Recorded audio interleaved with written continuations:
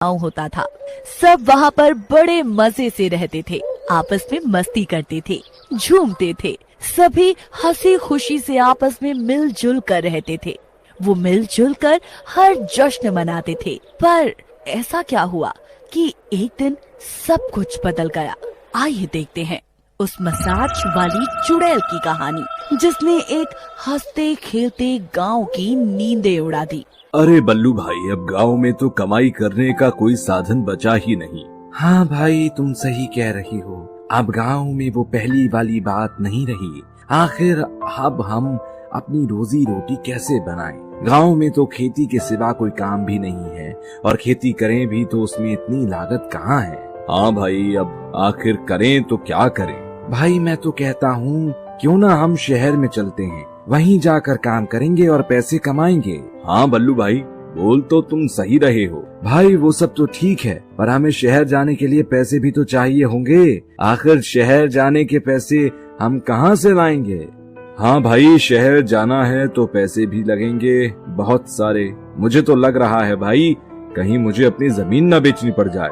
अरे नहीं नहीं भाई, जमीन नहीं बेचनी पड़ेगी, पर हाँ गिरवी रखनी पड़ सकती है। क्या बल्लू भाई, मतलब तो वही हुआ ना, गिरवी रखो या बेच दो। और वैसे भी गिरवी में रख देंगे तो उसको पैसे ब्याज के साथ चुकाने पड़ेंगे।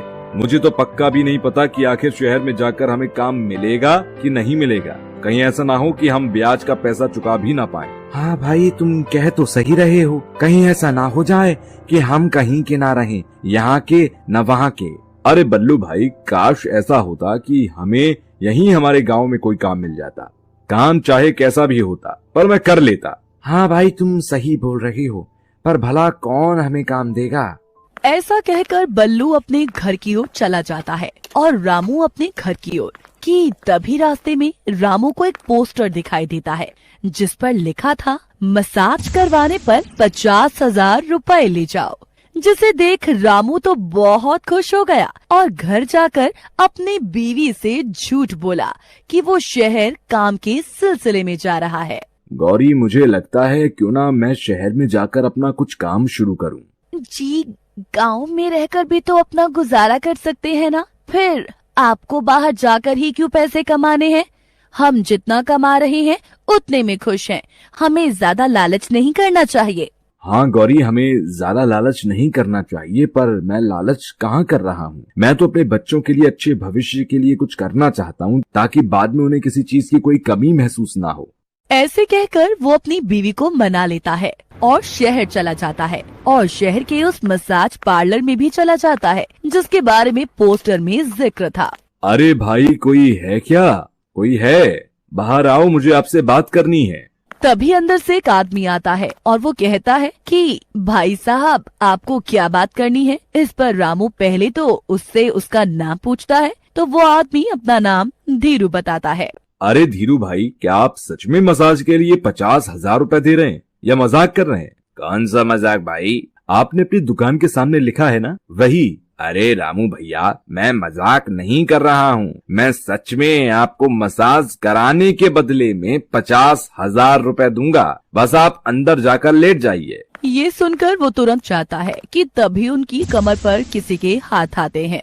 अरे भाई, मुझे तो बड़ा मजा आ रहा है ये मसाज करवाने में।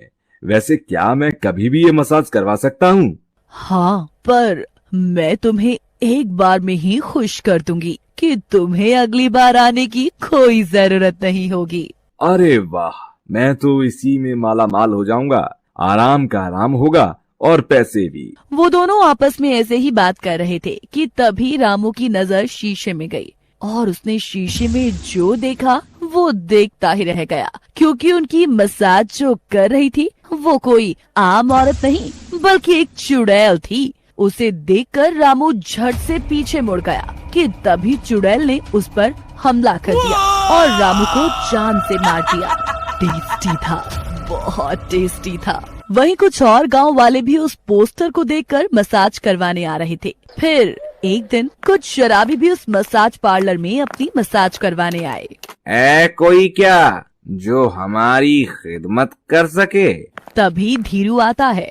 हाँ हाँ, आइए ना। भाई ये बताओ, ये मसाज कौन करता है, तुम या कोई लड़की? अरे मैं नहीं करता जी, ये तो हमारी एक खास मैडम करती हैं। वैसे वो आने ही वाली हैं, आप जाकर लेट जाइए, वो आती ही होंगी।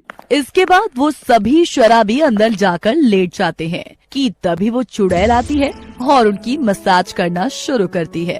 अरे भाई, क्या मुलायम हाथ हैं तुम्हारे, किसी अप्सरा की तरह। हाँ, अप्सरा ही तो हूँ मैं, देखो मुझे। वो लोग जैसे ही मुड़ते हैं तभी उनकी आंखें खुली की खुली रह जाती हैं, क्योंकि जिसे वो अप्सरा समझ रहे थे वो अप्सरा नहीं बल्कि एक चुड़ैल थी। अरे भैया, ये क्या लिख रहे हैं? मसाज करवाने के बदले में 50,000 रुपए? हाँ भाई, आपको भी चाहिए? हाँ भाई, ठीक है, आपको भी पैसे मिल जाएंगे, बस अंदर जाकर आप लेट जाइए। ऐसे कहकर वो आदमी मान जाता है और अंदर जाकर लेट जाता है, और उसके साथ भी उस चुड़ैल ने वही किया जो रामू के साथ किया। वो आदमी भी गायब हो जाता है। ऐसे ही धीरे धीरे सभी गांव वाले गायब हो जाते हैं। और फिर एक दिन, अरे भाभी, आप रो क्यों रही हैं? और ये रामू कहाँ चला गया? बहुत दिन हो गए, अब तो दिखाई भी नहीं देता। आखिर हुआ तो हुआ क्या है? क्या बताऊं भैया जी, बहुत दिन हो गए हैं, वो अभी तक घर नहीं आए। कहकर तो गए थे कि काम से जा रहा हूँ और 3 दिन में लौट आऊंगा, पर अभी तक तो उनका कुछ पता नहीं और उनका नंबर भी नहीं लग रहा है। हाँ भाभी, और फोन भी क्यों नहीं किया उसने? बल्लू गांव वालों से पूछने जाता है कि उन्होंने रामू को कहीं देखा होगा, पर किसी ने भी रामू को नहीं देखा था और गांव में से धीरे धीरे सभी गायब हो रहे थे। ये बात सुनकर बल्लू को शक होता है कि तभी बल्लू सभी से घर घर जाकर उनके गायब होने के बारे में पूछता है। सभी उसे बताते हैं कि उन्हें इसके बारे में कुछ नहीं पता। तभी बल्लू की नजर उसी पोस्टर पर जाती है। अरे भाई, ये क्या है? मसाज के बदले इतने सारे पैसे? हाँ भाई, आपको भी चाहिए क्या? हाँ भाई, चाहिए तो था, पर क्या ये सच है? धीरू उसे पूरी तरह समझा देता है, पर बल्लू बहुत समझदार था। वो इतने आसानी से इन सब में आने वाला नहीं था, तो उसे ये समझने में देर ही नहीं लगी कि ये सब इस धीरू की वजह से हो रहा है। हाँ भाई, मुझे भी मसाज करवानी थी। हाँ भाई, आ जाइए और अंदर जाकर लेट जाइए। ऐसा कहकर बल्लू अंदर चला जाता है कि तभी वो चुड़ैल आकर उसकी मसाज करनी शुरू कर देती है।